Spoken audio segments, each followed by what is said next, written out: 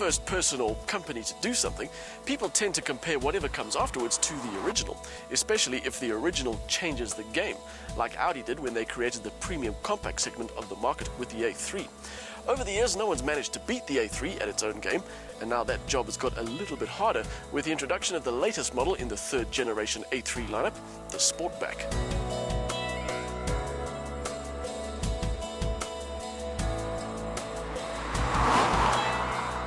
I can't quite get my head around the whole Sportback thing.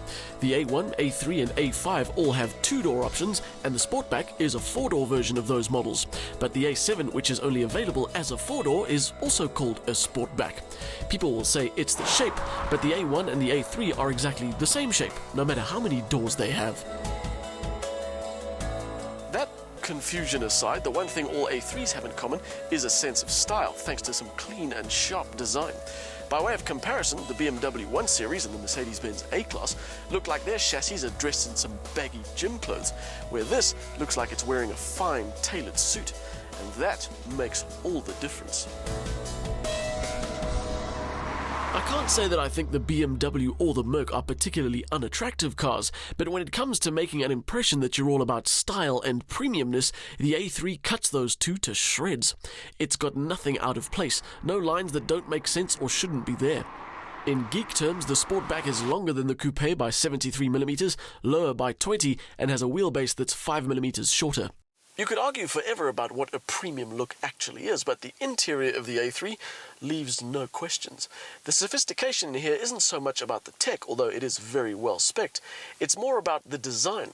This is an interior that manages to do so much, but is so uncluttered.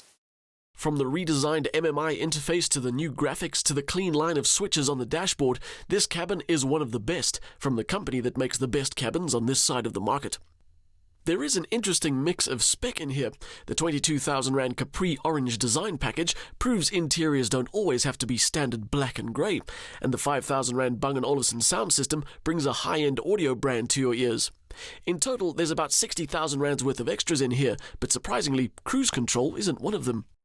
The point of the extra doors is so rear passengers have easier access, and once they're in, head and legroom is comfortable. The body style might be new, but the engine is something we've seen before. This is Audi's 1.8-litre four-cylinder turbo with 132 kilowatts and 250 newton meters. The 340,000 Rand price tag of this car doesn't buy you quattro. You get front-wheel drive and a 7-speed dual-clutch gearbox.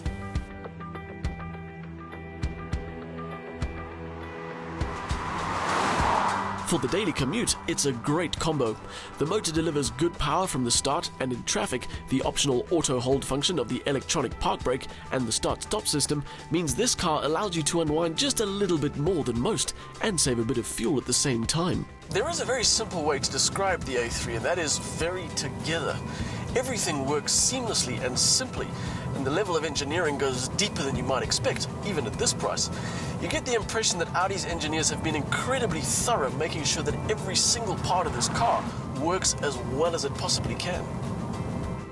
Yes, for the everyday drive, there's little to fault in this A3.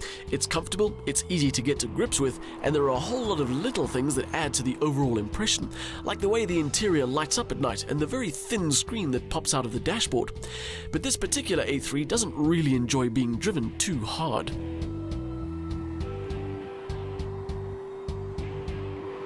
We drove this car on its launch in Spain last year, and our test car then had the same engine and the same gearbox, but it also had quattro all-wheel drive.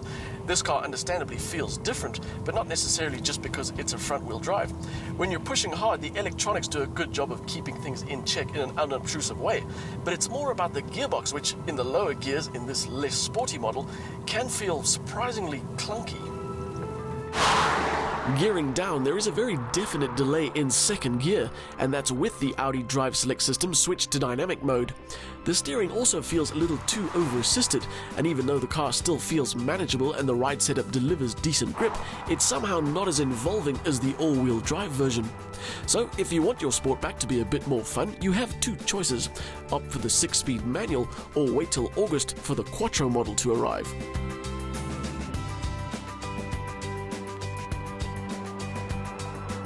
The Audi A3 Sportback has got top-class style and an interior design that'll be appreciated for years to come.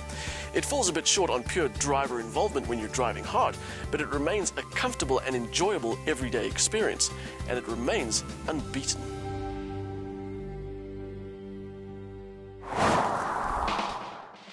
The 1.8 turbo delivers its power through the front wheels via a 7-speed dual-clutch gearbox, a combination that works very well in city driving. Adding practicality by way of the extra rear doors has done nothing to decrease the pure style of the A3 with an interior to match, but it's not a car that likes to be pushed hard.